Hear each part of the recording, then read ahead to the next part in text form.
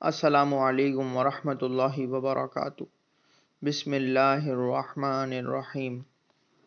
قرآن و حدیث کی روشنی میں اسلامی تاریخ، حضرت ادریس علیہ السلام کی دعوت۔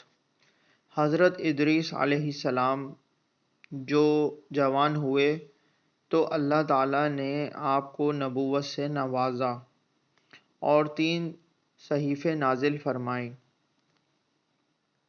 نبوت ملتے ہی آپ نے دعوت تبلیغ کا کام شروع کر دیا۔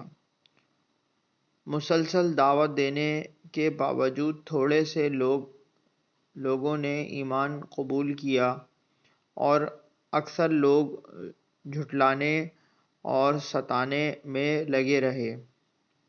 جب لوگوں کا ظلم و ستم حد سے بڑھ گیا تو اللہ تعالیٰ کے حکم سے اہل ایمان کو لے کر بابل سے مصر چلے گئے اور دریائے نیل کے کنارے آباد ہو گئے، اور آخری وقت تک لوگوں کے درمیان انہی کی زبان میں اللہ کا پیغام اور دینی دعوت کا فریضہ انجام دیتے رہے۔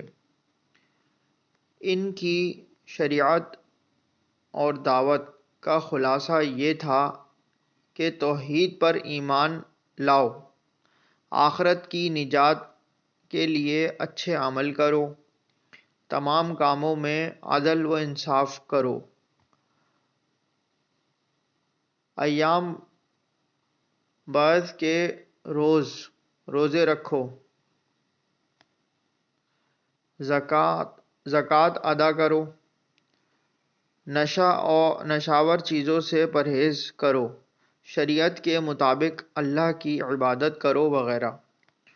وہ آخری وقت تک لوگوں کو دین کی دعوت اور اچھے کاموں کی نصیحت کرتے ہوئے 365 سال کی عمر میں اپنے خالق حقیقی کے دربار میں پہنچ گئے۔ اللہ تعالی ہم سب کو نیک ہدایت دے۔ میرے چینل کو سبسکرائب کیجیے، لائک کیجیے، شیئر کیجیے۔ جزاک اللہ خیرہ۔